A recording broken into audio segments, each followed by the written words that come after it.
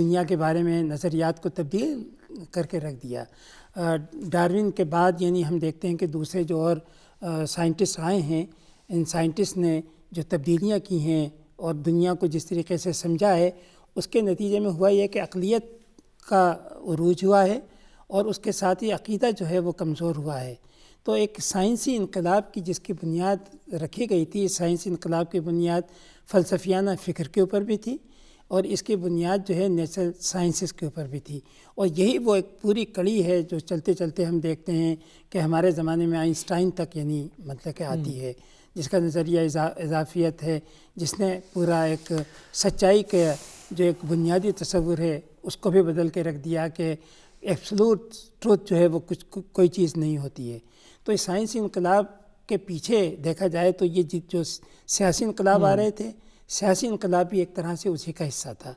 اور دوسرا جو آپ نے بات کی صنعتی انقلاب کی، اس اصطلاح کو ایک ہسٹورین تھا، نام بھی اس کا ٹوائن بھی تھا، یہ ٹوائن بھی نہیں مشہور، اس نے سب سے پہلے اس اصطلاح کو استعمال کیا۔ یہ ایک ٹیکنالوجیکل جو ترقی ہو رہی تھی اور ٹیکنالوجی کے نتیجے کے اندر جو تبدیلیاں آ رہی تھیں اس کے بارے میں ہے کہ کس طرح سے زراعتی معاشرہ جو ہے صنعتی معاشرہ بنتا ہے، اور جب زراعتی معاشرہ صنعتی معاشرہ بنتا ہے تو اس کے ساتھ ہی ساتھ پورا کلچر جو ہے وہ بھی بدل جاتا ہے۔ یعنی اس سے پہلے کام نہ کرنا جو ہے ایک عزت کی بات تھی، جائیداد کا ورثہ میں ملنا عزت کی بات تھی، اب یہ ہو گیا کہ کام کرنا باعث عزت ہو گیا ہے، اور وہ جائیداد بنانا جو اپنی محنت سے بنائی جاتی ہے وہ اس پہ فخر کیا جانے لگا ہے۔ تو اس نے مطلب کہ اخلاقی اقدار کو بھی بدلا، انسانی ذہن کو بھی بدلا، اور ساتھ ہی ساتھ یہ ہوا ہے کہ اب یعنی لوگوں کے لیے روزگار کے مواقع بھی مہیا ہوئے ہیں، معاشی دیکھا جائے تو یعنی جس کو کہیں پراسپیرٹی وہ بھی مطلب کہ آئی ہے۔ تو صنعتی انقلاب نے ایک طرح سے یعنی یورپین معاشرے کو بدلا، لیکن دیکھا جائے تو یہی صنعتی انقلاب جو ہے دنیا کے تیسرے ملکوں کے لیے ایک تباہی کا باعث بھی ہوا ہے، کیونکہ جب صنعتی انقلاب یورپی ملکوں کے اندر آیا تو اب ان کو ایک تو مارکیٹس کی بھی ضرورت تھی اور دوسرا خام مال کی بھی ضرورت تھی۔ تو اس خام مال کے لیے اور مارکیٹ کی تلاش کے لیے انہوں نے ایشیا اور افریقہ کے ملکوں کو اپنی کالونیز بنایا، اور ایک ہم طویل عرصے تک یورپی ممالک کی کالونیز رہے۔ تو دیکھا جائے تو اور اپنے صنعتی انقلاب کو ترقی دینے کے لیے انہوں نے ہمارے ملکوں کو غیر صنعتی بنایا۔ مثلا ایک زمانہ تھا ہمارے یہاں ٹیکسٹائل جو ہے کی صنعت بڑے عروج پر تھی، لیکن اب ہماری ٹیکسٹائل کی صنعت ختم کر دی گئی کیونکہ ان کے ہاں ٹیکسٹائل کی صنعت لگ گئی تھی۔ تو اس سے صنعتی انقلاب سے جہاں یورپ نے امپیریلزم کو جنم دیا، ان کی اپنی سوسائٹی جو ہے اس نے ترقی کی، لیکن اس کے اثرات ہمارے کے اوپر بڑے منفی ہوئے۔ ناظرین چلتے ہیں ایک بریک کی طرف۔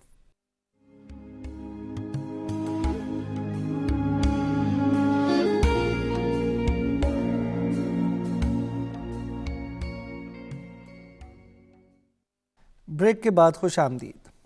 جی پروفیسر صاحب، اس بات کو آگے بڑھاتے ہوئے یہ سوال یہ پیدا ہوتا ہے کہ یورپ جو اتنے ایک انقلابی تحریکوں کی زد میں تھا، جو سیاسی بھی تھیں، سماجی بھی تھیں، صنعتی بھی تھیں، لیکن ایسا معلوم ہوتا ہے کہ دنیا میں صرف یورپ میں ہی یہ تبدیلیاں آ رہی تھیں، اور دنیا کے باقی حصے بالخصوص ہندوستان شاید وہ صدیوں سے سوئے پڑے تھے، جب تک کہ جیسے ڈاکٹر صاحب نے کہا کہ انگریزوں نے ان کو اپنی منڈیاں نہیں بنایا اور اس میں یہ تبدیلیاں ساری کلونیلزم کے ذریعے ہندوستان تک پہنچی۔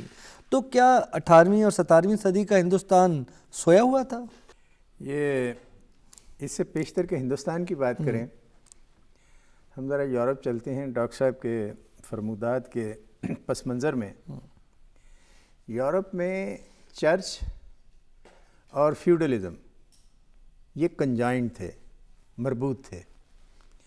فیوڈل انٹرسٹ اور چرچ یہ دونوں مل کر عوام پر حکمران تھے۔ جب وینس میں تجارت پھیلی، ناردرن ملکوں میں تجارت پھیلی، سمندری سفر بڑھے، تو تجارت کے پھیلاؤ سے یہ تاجر طبقہ متمول ہوا۔ اس کے متمول ہونے سے شہر جو ہیں ان میں آبادی بڑھی، اور ایک متبادل طبقہ وجود میں آ گیا جو رفتہ رفتہ چیلنج کرنے لگا فیوڈلز کو. لیکن فیوڈلز کو چیلنج نہیں کیا جا سکتا تھا کیونکہ ان کی جو فکری بنیاد تھی وہ چرچ فراہم کرتا تھا, اور چرچ کے اپنے بہت بڑے فیوڈل انٹرسٹ تھے, بہت بڑی زمینیں تھیں, اور بادشاہتوں کے ساتھ وہ مربوط تھے, اشرافیہ کے ساتھ مربوط تھے. تو نتیجہ یہ ہوا کہ یہ جو نئی ابھرنے والی تاجر طبقہ ہے, اسے اپنی سپیس لینے کے لیے ضرورت پڑی کہ وہ ایک ریڈیکل قسم کا نقطہ نظر اپنائے. چرچ سے ایک علیحدہ ہٹ کے دنیا کو دیکھنے کا انداز. آپ نے ڈاکٹر صاحب نے ابھی گلیلیو کا ذکر کیا, کوپرنیکس کا ذکر کیا, یہ کون لوگ ہیں؟ اس سے پیشتر دنیا جو تھیولوجیکل ایکسپلینیشن تھی اس میں یہ تھا کہ دنیا مرکز ہے اور سورج اس کے گرد گھومتا ہے. ان لوگوں نے کیا کیا؟ سائنس, جس طرح ڈاکٹر صاحب نے کہا کہ یہ سارے ایک ہی سوتے سے نکلتی ہیں ساری تحریکیں, اور یہ ایک ہمہ جہتی انسانی ارتقاء ہے. انہوں نے یہ ثابت کیا کہ یہ زمین گھومتی ہے, سورج مرکز ہے. اب زمین پر ان کا نقطہ نظر یہ تھا کہ کرائسٹ, خدا اپنی تجسیمی انسانی شکل میں یہاں آیا ہے, یہ مرکز ہے. تو لہٰذا یہ بہت بڑا متھ جو تھا مذہبی بنیاد پرستی کا وہ ٹوٹا. اور پھر انہوں نے یہ کیا کہ ہمارے ہاں جو اس وقت ایک یعنی پرانے وقتوں میں جبر کی ایک کنڈیشن تھی, کیونکہ ہمارے ہاں خلافت تھی جس میں دنیاوی اور اسپرچول طاقتیں یکجا تھیں. ہمارے ہاں ابن رشد آیا. ابن رشد نے یہ کہا, دیکھا کہ یہ جو زندگی کے معاملات ہیں ان کو علیحدہ طریقے سے دیکھنا چاہیے, اور یہ جو الوہی معاملات ہیں ان کو علیحدہ طریقے سے دیکھنا چاہیے. یہ آدمی جو ہے یہ پاپولر ہوتا ہے ویسٹ میں, اور ایورسٹ کے نام سے اس کا نقطہ نظر جو ہے وہ لے کر نکلے. یہ ٹریڈنگ کلاس جو ہے وہ نکلی سمندروں پر, جو یعنی شروع میں جو ایسٹ انڈیا کمپنی ہے یا اس طرح کی دوسری جو امریکہ گئے ہیں, پرتگال گئے ہیں, تو basically they were pyrites early period میں. جی ہاں, لوٹ مار, پھر بڑے پیمانے پر وسیع تجارت, اور اس تجارت سے پھر مال, وہ خام مال اکٹھا, اور وہ چاندی, جس سے ایک طرح کی پوری دوڑ شروع ہو گئی. ایک طرف پرتگال ہے, ایک طرف انگلینڈ ہے, ایک طرف فرانس ہے, ایک طرف جرمنی ہے, اور پھر اس میں یہ کالونیل دور جو ہے وہ آتا ہے. اور پھر جہاں آبادی کم ہے, کوئلہ ہے, دوسری چیزیں ہیں, انلائٹنمنٹ کا یا یہ جو رینیسانس کا ایک امپیکٹ ہوا ہے, تو یہ ٹریڈر کلاس جو ہے یہ اپنے طور پر انہوں نے ایک علم کا فروغ شروع کیا. ایسا علم انہیں درکار تھا جو ایک طرف بادشاہت کو کنٹین کرے, دوسری طرف وہ چرچ سے آزادی حاصل کرے. تو سوسائٹی ایک طرح یعنی پوری, اور بادشاہتوں نے کیا کیا, یہ کرومویل کا جو ریولوشن ہے, کرومویل نے ٹیک اوور کیا, تو یہ ایک اس تاجر طبقے کا ایک طرح اظہار تھا. لیکن پھر انگریز قوم نے یہ کیا کہ ان دونوں میں اشتراک پیدا کر لیا, لینڈڈ انٹرسٹ اور یہ جو ٹریڈر انٹرسٹ ہے کنجوائن ہوئے, جس کے نتیجے میں یہ صنعتی انقلاب آیا. اور صنعتی انقلاب کے ساتھ یہ جو دنیا پر پھیلاؤ اور کلونیلزم تھا, اس کی گرفت جو ہے وہ شدید ہو گئی. اب اس وقت کا ہندوستان جو ہے وہ کچھ امپورٹ نہیں کرتا تھا, اور یہاں سے سب کچھ بنتا تھا. صرف جو ایسٹ انڈیا کمپنی کی شروع کی ٹریڈ ہے وہ صرف یہاں چاندی دے کے جاتے تھے, جو وہ امریکہ سے لوٹ کر لاتے تھے اور یہاں چاندی دیتے تھے, اور یہاں سے جو کپڑا ہے وہ جاتا تھا. دنیا کا سب سے پہلا جو کسٹم لا ہے وہ انگلینڈ نے بنایا ہے. کس کے خلاف بنایا؟ ہندوستانی کپڑے کے خلاف. اور وہاں یہ جو برمنگم کے جلاہے تھے, انہوں نے باقاعدہ موومنٹ چلائی, پارلیمنٹ کا گھیراؤ کیا اور مجبور کیا حکومت کو کہ یہ انڈین کپڑا بند کر دو. اور قانون بنا کہ جو انڈین کپڑا امپورٹ کرے گا اس پر اتنا جرمانہ لگے, اتنے پاؤنڈ جرمانہ ہوگا. نتیجہ یہ ہے کہ ایسٹ انڈیا کمپنی پہلے یورپ کے دوسرے ملکوں میں لے جاتی تھی, وہاں سے اسمگل ہو کے جاتا تھا. اور پھر یہ ہوا کہ جو کوئی پہنتا ہوا کپڑا پکڑا گیا, ہندی کپڑا اگر پہنتا ہوا پکڑا گیا, لارڈ یا لیڈی, ان پر اتنا وہ فائن ہوگا. تو اس پر قدغن لگی, اس پر پابندی ہوئی. اور پھر اس کے بعد جنگ پلاسی کے بعد آپ نے یہ سنا, یہ مشہور ہے یہاں پر, کہ وہ ڈاکٹر صاحب بہتر بتا سکیں گے کہ کس طرح یعنی ڈھاکہ جو ہے وہ خارج کیا. تو یہ ایک ایمبریونیکلی ایک گروئنگ جو تجارت سے حرفت کی طرف اور حرفت سے صنعت کی طرف ملک آ رہا تھا، وہ غلبے میں آ کے اور دب گیا، اور نتیجہ یہ ہے کہ ہم کالونائزڈ ہو گئے۔ ڈاکٹر صاحب اسی سوال کو جو میں نے پروفیسر صاحب سے بہت انہوں نے مربوط انداز میں بتایا کہ یورپ کے اندر کیا کلاس سٹرگل تھی اور کس طرح سے ایک طبقہ جو تھا، ایک نیا طبقہ وجود میں آ رہا تھا جس نے معاشرے کو جو اس سے پہلے کے جو طاقتور طبقات کے چنگل سے چھڑایا۔ یہ اس طرح کا جو تبدیلی کا اور انقلاب کا جو عمل ہے وہ ہندوستان میں کیوں شروع نہیں ہوا؟ نہیں، ایک تو دیکھیں ہندوستان میں کا جو سیاسی نظام تھا اس طرح کے فیوڈلز نہیں تھے جیسے یورپ کے اندر تھے۔ یورپ کا فیوڈلزم جو ہے وہ رومن امپائر اور کارولنجین یعنی شارلمین کی جو امپائر ٹوٹی ہے اس کے بعد وجود میں آیا تھا۔ ان کی اپنی فوج ہوتی تھی، ان کے اپنے قلعے ہوتے تھے، ان کی اپنی زمینیں تھیں، تو وہ ایک طرح سے بادشاہ کے برابر ایک طرح سے سمجھے کہ ہوتے تھے۔ بادشاہ ایک بڑا فیوڈل ہوتا تھا، یہ باقاعدہ اس کی اتھارٹی کو چیلنج کرتے تھے۔ ہندوستان میں نجی جائیداد کا کوئی تصور نہیں تھا، یعنی ہندوستان میں جائیداد جو ہے بادشاہ کی جانب سے ملا کرتی تھی ملازمت کے دوران بطور تنخواہ کے، اور جب وہ ملازمت ختم ہو جاتی تھی تو جائیداد دوبارہ بادشاہ کے پاس آ جاتی تھی۔ تو اس طرح یہاں پر فیوڈل کا وہ طبقہ جیسا کہ یورپ کے اندر تھا وہ ہندوستان کے اندر مطلب اس قسم کا کوئی طبقہ موجود نہیں تھا، اس لیے کوئی چیلنج کرنے والا بھی نہیں تھا بادشاہ کی طاقت کو۔ دوسرا جو طبقہ جیسا ظفر علی خان نے کہا جو یورپ میں اٹھا تاجر طبقہ، ہمارے ہاں تاجر طبقہ بھی اتنا مضبوط نہیں تھا، چونکہ زراعتی ملک تھا، پیداوار زراعت تھی، آمدنی بھی زراعت سے ہوتی تھی۔ تاجر طبقہ جو تھا اس کا باہر مال بہت کم جاتا تھا، وہ تو ایسٹ انڈیا کمپنی یورپینس آئیں تو وہ لے جانے لگے ہیں ان کا مال، ورنہ اس سے پہلے بہت کم مطلب کہ ان کی باہر کے ملکوں سے تجارت تھی۔ تو تاجر طبقہ جو تھا وہ بھی اتنا طاقتور نہیں تھا، بلکہ وہ بھی شاہی سرپرستی کے اندر رہتا تھا۔ تو اس لیے جو ایک طبقاتی تضادات جو یورپ کے اندر ہم دیکھتے ہیں، اس قسم کے طبقاتی تضادات جو ہیں وہ برصغیر ہندوستان کے اندر نہیں تھے۔ یہاں پر یہ ضرور ہوتا تھا کہ اگر بادشاہ ظالم ہیں تو اس کے خلاف کوئی بغاوت ہو جاتی تھی، اور بغاوت کرنے والے بھی عام طور سے شاہی خاندان کے لوگ ہی ہوتے تھے۔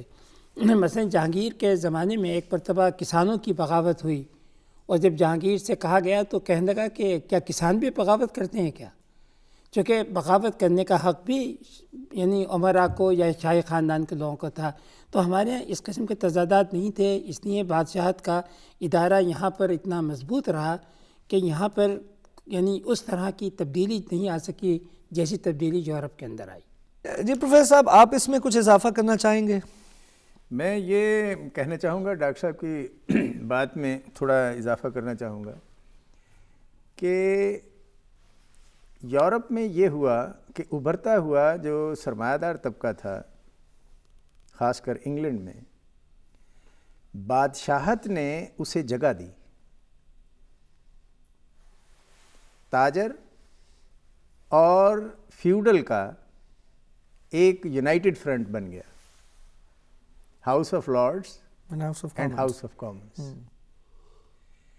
ہندوستان میں جیسا تیسا بھی سرمایہ دار تھا، تاجر تھا، ہمارے جو اشرافیہ تھا، ہمارا جو بادشاہ تھا، انہوں نے تاجر کو وہ سٹرکچر میں، پاور سٹرکچر میں وہ جگہ نہیں دی۔ یورپ میں جو سرپلس پول ہوا تجارت سے، کلونیل لوٹ سے، وہ انڈسٹریل گروتھ کے لیے اور ادارہ سازی کے لیے لگا۔ ہم ان سے پہلے سرپلس پروڈیوس کرنے والا ملک تھے ہندوستان۔ ہمارے ہاں تاج محل بنا جس کی کوئی نظیر نہیں ہے دنیا میں۔ ہم نے محل بنائے، قلعے بنائے، شاندار عمارتیں بنائیں، اور اشرافیہ کے تعیش کے بہت شاندار چیزیں وضع کی۔ لیکن اس طرح کا، چونکہ تاجر ایک ایسی کلاس ہے جس نے نئی چیز بنانی ہے تو وہ کمپیٹ کر سکتا ہے، جس نے دوسروں سے ملنا ہے، نئے خیالات لے کے آنے ہیں، ان خیالات کی مطابقت میں اس نے ڈھلنا ہے، ڈھالنا ہے، اور یہ ہمارے ہاں پابندی رہی، اس لیے ہم نسبتاً اچھا یہاں پہ تھوڑا سا جو آپ نے بات کہی یورپ کے حوالے سے، بس میں یہی ہے کہ چونکہ فیوڈلز کا وہاں پر بہت زور تھا، طاقتور تھے، بادشاہ کو چیلنج کرتے رہتے تھے پورے یورپ کے اندر، اس کے مقابلے میں مطلب کہ پھر بادشاہوں نے ان کا جو زور توڑنے کے لیے کیا یہ ہے کہ انہوں نے ایک طرح سے شہروں کو چارٹر دینا شروع کیے ہیں، اور شہروں کو چارٹر دینے کا مطلب یہ تھا کہ وہاں کا تاجر طبقہ جو ہے اس کو انہوں نے مراد دینا شروع کی ہیں تاکہ ان کو فیوڈلز کے مقابلے میں مطلب کہ لایا جا سکے۔ اس لیے جرمن زبان میں ایک کہاوت ہے کہ شہر کی فضا جو ہے انسان کو آزاد کر دیتی ہے، کہ یعنی جو ایک فیوڈلز کی قید میں ہوتے ہیں اگر وہ شہر میں آ جاتے تھے ایک طرح سے وہ آزاد ہو جاتے تھے۔ تو یہ جو شہر کے اندر آئے ہیں، شہر میں جو پھر میونسپلٹیاں وہاں پر بنائی گئی ہیں، شہری لوگوں کو جو حقوق دیے گئے ہیں، اس نے ایک طرح سے جمہوریت کی بھی مطلب کہ ابتدا کی ہے۔ تو یورپ کا یہ جو ماڈل ہے وہ بالکل مختلف ہے ہمارے ہاں کے ماڈل سے۔ ہمارے یہاں جیسا آپ کو معلوم ہے کہ بڑے طویل عرصے تک تاجر طبقے کو حقارت سے دیکھا جاتا تھا، یعنی یہاں تک تھا کہ ہمارے عمرا بازار میں خریداری کے لیے بھی نہیں جاتے تھے، بلکہ تاجر ان کے گھروں پہ آ کے ان کو اشیاء جو ہے وہ فراہم کیا کرتا تھا۔ تو ہمارے ہاں تاجر کے ساتھ یہ جو رویہ تھا اس سماجی رتبہ چونکہ اس کا نہیں بڑھا ہوا تھا، اس لیے تاجر طبقہ ہمیشہ ایک طرح سے پیچھے رہا ہے، بہت زیادہ متحرک جو ہے وہ نہیں رہا ہے۔ تو یہ ایک بنیادی وجہ میرے خیال سے یورپ اور ہندوستان میں ہے۔ اچھا ڈاکٹر صاحب،